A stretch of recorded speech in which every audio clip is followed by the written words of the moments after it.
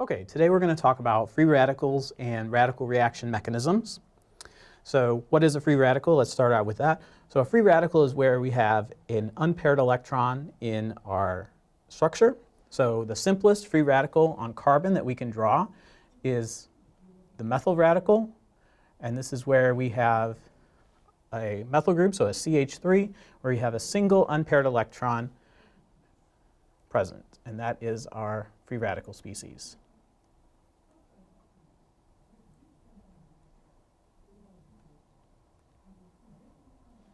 Okay. The free radical inhabits the sp2 hybridized orbital. So carbon in this case is usually best described as sp2 hybridized.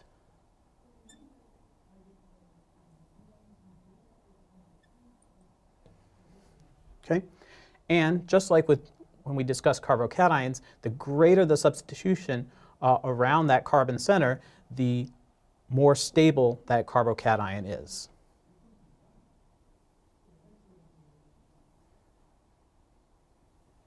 So if we have more substitution,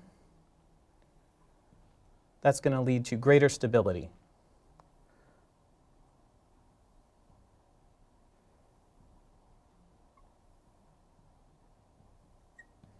And this is due to a hyperconjugation effect.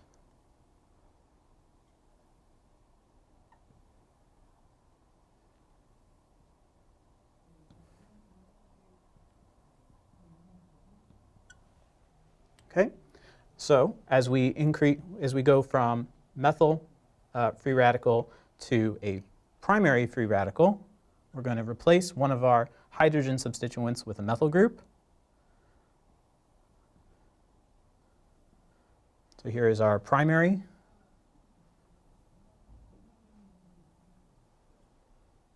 Radical. Okay, we can continue to add substituents. So we'll add a second methyl group. So now we have a secondary radical.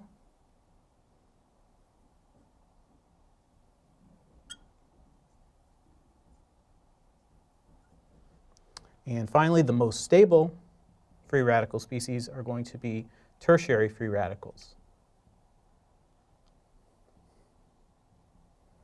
where our central carbon has 3 carbon substituents on it.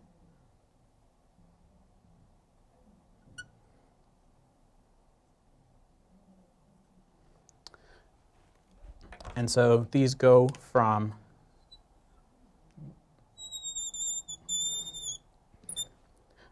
least stable or highest energy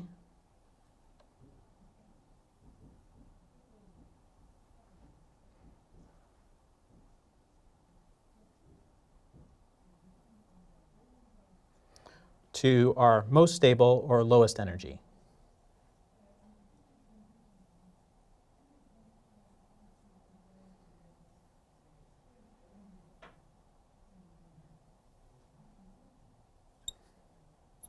Okay, so now that we understand the structure of a free radical, we need to consider how the arrow pushing in free radical mechanisms differs from our traditional arrow pushing that we saw with regular mechanisms.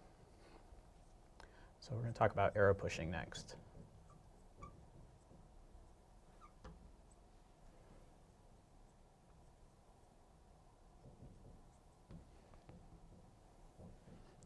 Okay, so now we're not moving a single, or not moving a pair of electrons, but instead we're moving a single electron. So we're illustrating the movement of a single electron instead of a pair.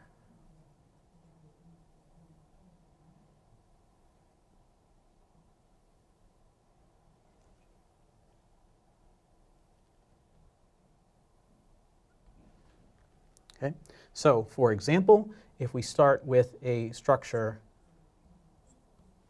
such as chlorine, so Cl2, in this case, we can take that central bond and we're going to split it evenly between our 2 chlorine atoms. And so we're going to use a single headed arrow, sometimes referred to as a fishhook arrow. And so our 2 chlorine atoms will result, and these will each have an unpaired electron on each. Okay.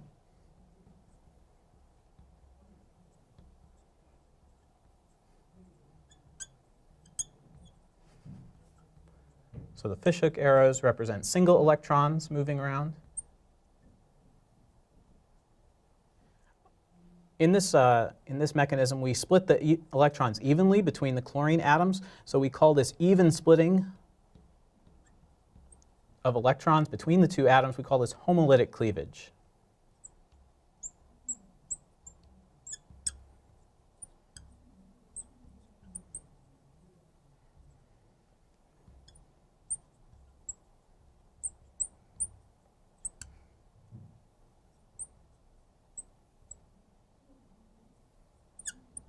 So each atom takes an electron from the bond. So it's an even unsharing of electrons.